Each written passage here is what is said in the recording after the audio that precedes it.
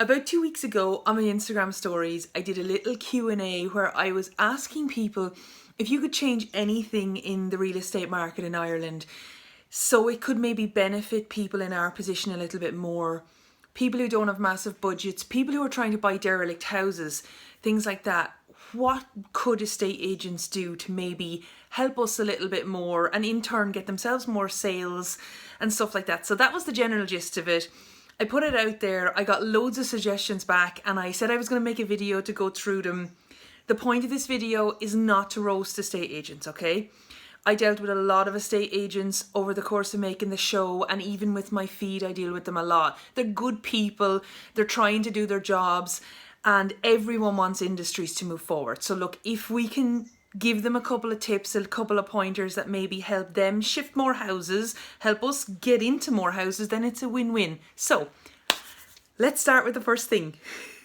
Okay, when it comes to written listings, there's not a massive amount of stuff that we would change as buyers, but one of the things for sure would be saying how big the land is that's with the house. So when you say things like large garden or generous outside space, it's kind of not descriptive enough for, I suppose, an online age where people expect quite detailed information. Look, you don't have to go out and measure it and come back for every single house. Honestly, no. It would be good if you did, actually. Yeah, for every house. Look, they're paying you to list it. Measure the size of the garden. Tell people in a quantifiable amount how big the garden is, how big the plot is, what kind of space you're dealing with, just because using kind of quite vague terms, although it gets the listing up and it doesn't commit you to anything, it's really, really difficult for buyers to make any kind of an informed decision about viewing a house if they actually don't really have a clue what size the garden is. One thing that I come across a lot, and someone mentioned it as well on our stories, was dropping the location pin in the right place on the mapping system. Lads, the amount of times I've had to go on to Satellite View and just scroll around for about half an hour trying to find a house. And this is just me putting them up on the feed. Like, I'm not buying a house. So it's as frustrating as it is for me. It's a million times more frustrating for somebody who's actually trying to buy a house. If you don't know where the house is, just don't put the pin on the map at all. So many times I see the pins and they're on the estate agent's location in the town, not actually anywhere near the house. Or there'll be an air code on the listing and the air code will be the way I will end up finding it, not the location pin, even though they already have the air code. It's bizarre. Look, if you're going to put mapping on, put the correct location on. It just saves everybody a huge amount of time. We don't have the details to actually correct that information, but the person who's selling the house totally does. So yeah, again, in a digital age, when we're relying on Google Maps, we're relying on a lot of online information for these houses. Get the pin in the right place. Thank you. Okay, this is a strange one. Not necessarily a standard piece of information that's going to go across all different categories of houses, but for derelict houses, vernacular houses, houses that haven't been lived in a while, it would be really handy for people as buyers to know when the last time it was occupied was.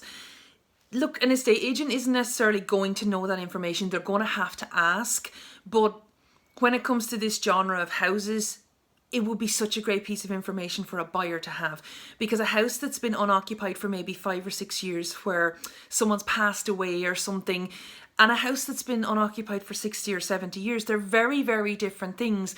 The standard of wiring in the house more than likely will be a little bit better. The standard of indoor plumbing, heating, everything like that. So like, although you're not guaranteeing that all that stuff is up to scratch, you're at least letting people narrow stuff down a lot easier. Like, I know for me, I would be totally fine going into a house that hadn't been lived in 100 years. I actually probably think I'd prefer it, because I could then keep the things I wanted to keep and I could decide what way I wanted to put plumbing in or things like that. But then other people would prefer one that was maybe only been left closed up for 5 or 6 years, because it's not going to have problems with like water damage if there's been any tile slipped on the roof or anything. So that's a very new piece of information. It's not something really people ever put up. I think there's one estate agent ever I've seen that actually includes that information, and they're brilliant and it helps everybody. But yeah, how long the house has been unoccupied. Great piece of information. Okay, so we're asking for this piece of information And honestly, I'm pretty sure it's already the law to have it on it, but I don't know what's going on out there with estate agents. The BER rating of a house, by law, from what I can gather, needs to be displayed on any advertisements for the house, right? The amount of properties that we all come across that say BER exempt, and it's just crazy. Like, there are certain very, very small structures that are BER exempt. From what I can gather, maybe even some protected structures. But other than that, the people are just kind of whitewashing over this huge, massive part of the Irish property industry, which is derelict and semi-derelict houses, even old houses. And I just see BER exempt just written on the bottom of them. And it's kind of crazy, and it's kind of, I think, in a way, taking the piss a little bit, because we're always campaigning for these new things coming in to help us keep our houses a little bit more energy efficient and to move everybody forward. And if you're just marking stuff as BER exempt when it actually isn't, it's kind of not really helping anybody. So just pay the money, get the BER thing done, and don't be just putting everything in as exempt when actually everything that's going up as exempt isn't really at all. Okay, is it strange to not have room sizes on the information part of a listing? I think it's a bit strange.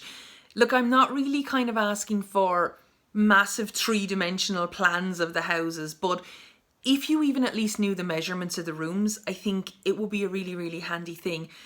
The square footage of the house is one thing. I think when you're looking at a lot of houses, you get quite familiar with what certain square footage looks like in your mind. But I think an easier way for a lot of people is just to have the measurements, say how many feet it is, say how many meters it is, and you can just go and you can measure your own rooms at home and get a kind of a feel for, oh, well, that's bigger than my kitchen, or it's bigger than my sitting room. Simple little things like that. I mean, you can get those little digital things and you just shine them from one wall to the other and it gives you the measurements. It's not a super difficult thing to do. It does involve you going inside the house though, but you see, you'll be grand with that because you're going to be going in there to take all the fantastic inside pictures that we want you to take, which we will move on to next. Interior pictures. Lads, please take more interior pictures of these houses. We do not care how bad these houses look on the inside. We want to buy derelict houses. We want to save old houses. We're not going to get put off if there's an old bed with bedclothes on it, if the place is untidy, if there's a leak, if there's water coming in. We're okay with that. Look, we're not bungalow people. We're not new build housing estate people. That's not who we are. We are totally okay with seeing damp stains, with seeing slates missing, with seeing dirty floors. It's okay. Like, we know it can be cleaned. We know it can be fixed. Nearly everybody that's looking at these houses has some sort of a budget to do that sort of stuff. And honestly, it doesn't put us off. But it's really difficult to plan what houses you're going to go and see if the only pictures that are put up are of the outside of the house. Now, you might have put up 5 pictures of the outside of the house, but if they're literally one step apart from each other, they're really not helping us that much. Photos are just so important when you're selling stuff online, when you're browsing stuff online. Take a photo from the front door, looking out so people can see what the view is. Take a photo from the back door, looking into the back garden so you can see what the back garden looks like if you're standing at the door having a cup of tea. Drone shots are great. They're lovely. Look, they do fantastic drone work in the show, and I honestly think when it's done right, it's absolutely beautiful. But 20 drone shots of an old farmhouse are not ever going to take the place of 4 or 5 photos of the inside. 1 drone shot's enough. That's all, okay? Yeah, it's a way of people making more money. It's a lovely little industry. It's great for what it's used for, but you don't need this overkill of drone shots on these listings. And then don't even bother going in to look inside the house. Like, show us the kitchen, show us the sitting room. God, if there's a bathroom, take a picture of the bathroom. It doesn't matter what it looks like. If there's a bathroom in an old house like this, we need to know. You need to kind of date stuff in your mind. Have a look at like the age of the fixtures and fittings and stuff. The photos are just so important. I don't think I can stress enough how important the photos are. Please start going inside these houses.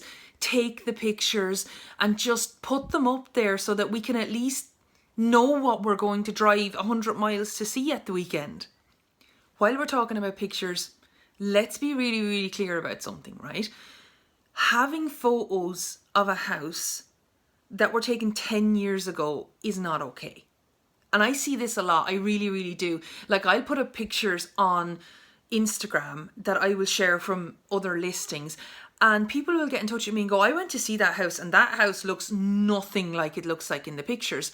And then people from the communities will go, oh, I know that house doesn't look like that now. And it just seems like this totally normal thing to repost photos of a house from, let's say, maybe the last time it was sold, or just kind of when it looked better. And that's crazy. Don't do that. We don't like that, okay? Real pictures. We don't care how bad they look.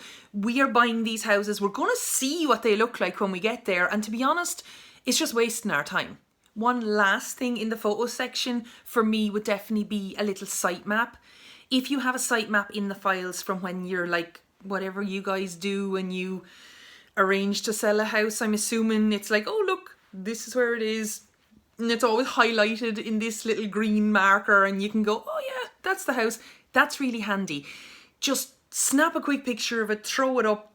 It at least gives people an idea of what's beside their house, whether there's a road there, if the pictures aren't really that descriptive, or maybe the angle of the garden, you're not really getting to show people the context of where the plot is and the house is. That little picture that you guys already have would just be a huge help to just throw it up on the listings. Okay, the next section I'm going to go on to is kind of about, I think, more so the real estate industry in Ireland a little bit, and not so much about the actual listings that come up on the websites. So a couple of suggestions that came in, and I actually think they're really, really neat, is when you have like property portals or even your own little individual websites, would you consider maybe putting a section where you could actually filter the houses by derelict houses, so that the amount of us that are out here looking at these houses every day, and to be honest, me who's like pulling them out of site sections and all these different commercial sections and stuff like that, having a section for just derelict houses would just make everything so much easier for us. I mean, with the bigger portals, it would be lovely if they even had, you know, you could take Sea View or close to the coast, or, do you know, house with land, because it's not necessarily a farm, it's just somewhere that doesn't just have a garden. Little things like that are the way we as buyers search. We don't necessarily go, oh, I'd really love to live in a 2-story semi-detached house, because to be honest, your budget kind of dictates what results you get. So you're there and you're finding farmhouses, cottages, little tiny Landleague cottages as well, maybe commercial residential combos in towns, apartments. Once they have character, I was looking at them all when I was buying, but still, if they could have been filtered to just being even period properties or vernacular properties, that would just help us so much. So one of the suggestions that came in on the stories, which was hilarious, was to do with social media. Look, we all know estate agents need to use social media more. And I think my feed is a good example that, look, there is the audience out there. People want to buy houses. People from all walks of life are buying houses at the moment, are saving up for houses, and you guys having a better social media presence would be fantastic.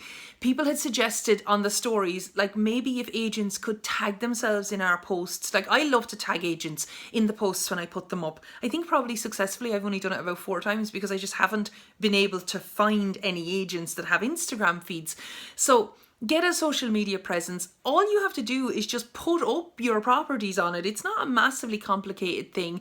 Like, you don't have to put them all up, but you could just kind of maybe put a little slideshow once a week of the new stuff that had came in with prices, just enough so people could check in on stuff, or even just use your social media to reply to queries. It would be a really, really handy thing.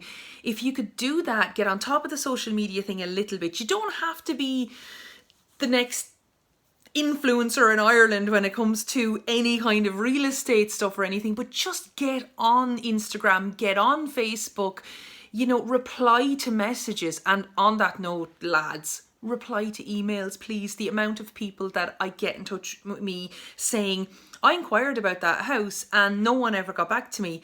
And I'd be like, okay, how did you get in touch with them? And they'll say they emailed, and I'd be like, no, you can't do that. You have to ring them. Ideally, if you could just go in you've a better chance of getting an answer. And like, lads, in this day and age, this is like silly that people aren't replying to emails. This is absolutely crazy. I feel like a lot of estate agents put their properties up on the property portals so that they get the exposure, and they're charging customers for this as well, lads. Be under no illusions here. But they're not using the portals for what they're meant to be used for. Like Daft, My Home and all that.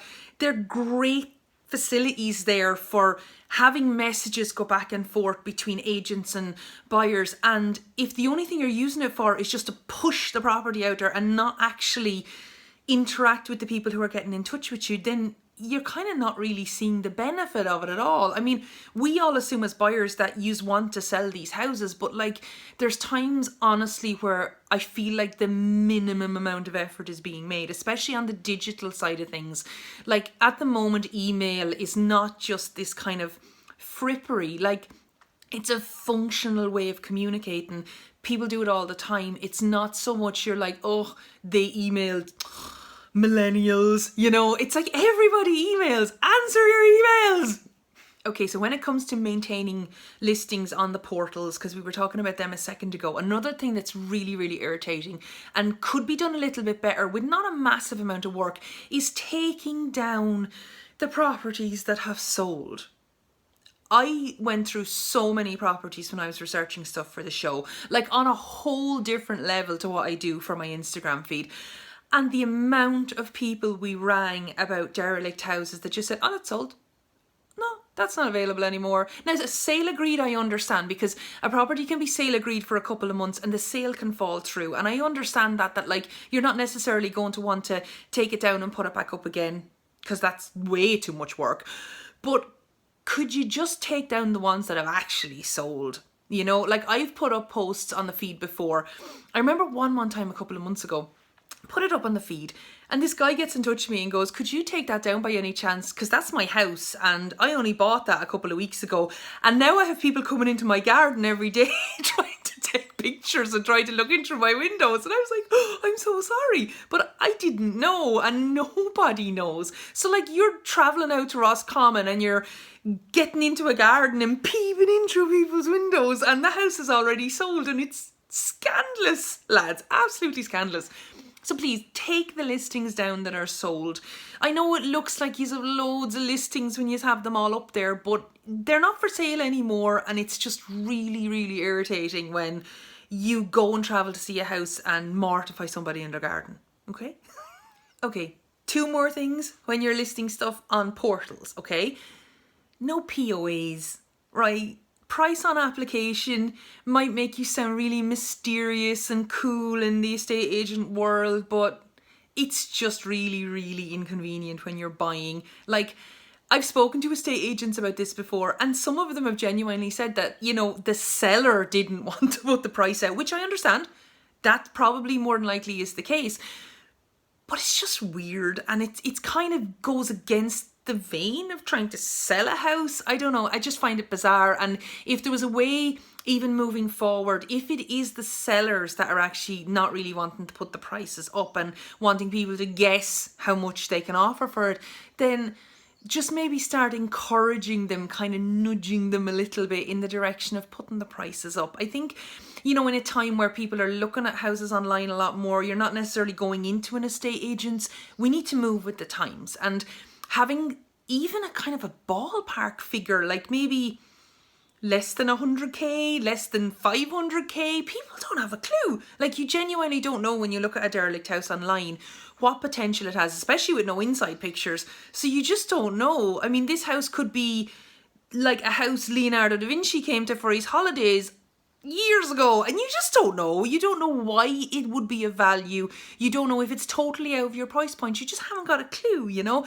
So let's just maybe try and get the information out there in a clear manner. Don't have it like a guessing game. It's weird, and it's not particularly useful, I think, to us as buyers. Another thing I've noticed as I've been doing the feed over the last year is derelict and semi-derelict houses cropping up in the sites section a lot. Now, I kind of understand it with ruins, you know, where it's like you know, 1 acre site, full planning permission, ruin in the back of the field. And you're like, yeah, it's a pile of stones. Okay, that's understandable. But like, I've seen houses that have fully intact roofs, they've windows, they've doors, they've outbuildings, they've cars parked in the yard, and they're being sold as sites. I've even gotten in touch with estate agents in the past wanting to go out and look at houses, and they're like, oh no, that's just a site. And I would say to them, no, but it's actually not. It's actually a vernacular farmhouse. It's in lovely condition. Sure, it needs work on it, but I don't want to knock it down. I would really like to actually save it. And they go, oh no, but there's planning permission, so just knock it down. And I go, well, but can I come out and see it? And they just say no. And I think that's detrimental to the person that owns the house as well, because like, they just want to sell it. I don't understand why once you fixate in your mind that it's a building site, that it has to stay a building site, unless there's some legal reason why the house is being forcibly knocked down. Then put them in as houses and at least try and sell them as houses. Like, lads, you are preserving our architecture, our history. Don't just be so willing to just raze everything to the ground the whole time. Okay, I'm getting a bit ranty now, so I'm going to calm down and I'm going to relax about this. The one other thing I want to talk about before I finish up, and it's something that came in a lot from the people on my stories, is that when you're selling an old house and the seller is maybe just being really good and thinking that they're being great and trying to be enthusiastic about selling the place, and they get in with a mini digger and they basically just scrape the whole acre clean. They pull all the ivy off the house, they cut the ditches down, they put a little wooden fence along the front, then they go into the house and they gut the house. This is not really that helpful. And I don't know whether maybe people don't really realise this, but the people who buy these houses are people who like these houses. They like old houses, they like the character, they like the fact that the ditches are nice and high and there's hedgerows everywhere and hawthorn trees, and this is what we are buying into, this is what we want. And when it gets pulled out before you buy the place, you have to spend the next maybe 10 years trying to put it all back in. I understand that they think it looks tidy, but trying to turn an old farmhouse or an old cottage into a new building site with how it looks, so it's all like, you know, been harrowed out and all of the little grass seed is on it and they've little concrete curbs around it and then they've the little wooden paling at the front. It's never going to be a new build. It's never going to be a bungalow. It's never going to be a modern house in a housing estate. And honestly, you're just wasting your time doing it, because that's not what we want. We want to be able to get into gardens and clear acres of box hedging until you find a little rose garden at the back of it all that some woman planted 100 years ago. This is why we buy these houses. It's the romance of it. It's the history of it. And honestly, any money that's spent on clearing these houses is just money that's totally wasted. If you could appreciate the houses for what they are, embrace them for being derelict houses and sell them like that, show them to us online like that, I mean, we'd all be happier. So I want to thank everybody who contributed on the stories to this. It's your opinions and your feedback is what's going to make this change. Look, it doesn't matter if they don't listen. I'd like it if they did. I'm going to put a little list of the bullet points below, and I'm hoping that any estate agent that reads this will just sit down and maybe see if they can implement even one thing, just one thing off the list. If the only thing you did was take interior photos of these houses, we would be forever grateful to you. Look, we're hoping it'll change. We're hoping it'll improve. And if it doesn't, we'll just have to do it ourselves. So we'll be fine either way. Thank you all for watching. Put a little like below, subscribe so you can see more stuff, and yeah, I'll see you soon.